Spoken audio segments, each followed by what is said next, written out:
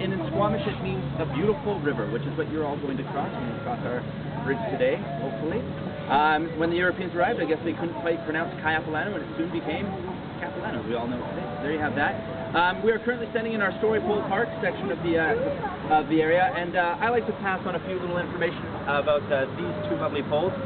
Traditionally, a lot of the story poles, including the taller ones, could take up to 2 days to 2 weeks to tell just one story. And that's through the use of songs, dance, mask work, and the like. And unfortunately, I'm not well equipped for that today, so I'm going to tell the much shorter versions of those stories.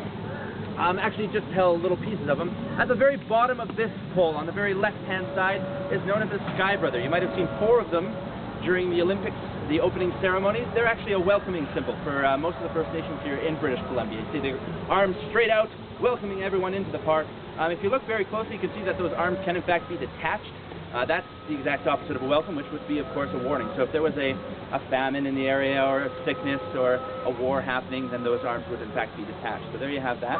That's also our centennial pole, raised in the year 1989 on our 100th birthday. So pretty nifty thing. The one on the right here is our Millennium Pole. 2000, the year 2000, that was raised, of course. In 1999, while they were carving it, right next to the carvers, they had a wish book placed right next to them, where people like yourselves could write their hopes, their dreams, their wishes of the future.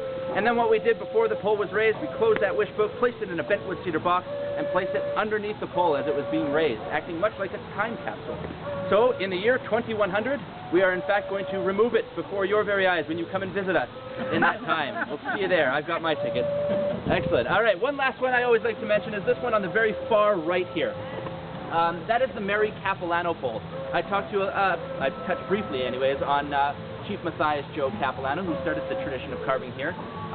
Well, Mary was his mother, and this is a neat little story. This young lady would paddle her canoe up and down this very Capilano River every day, fishing for salmon. She would then paddle her canoe down the river, across the inlet into Vancouver City, where she would sell her catch, and then paddle all the way back up here to her house. She did this every single day until she was the age of 94.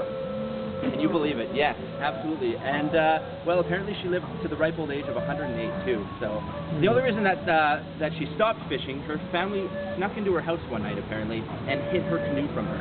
They were saying, "Grandma, it's enough. It's getting a little much right now." So there you have that. So the figure at the very top there represents Mary Capilano herself.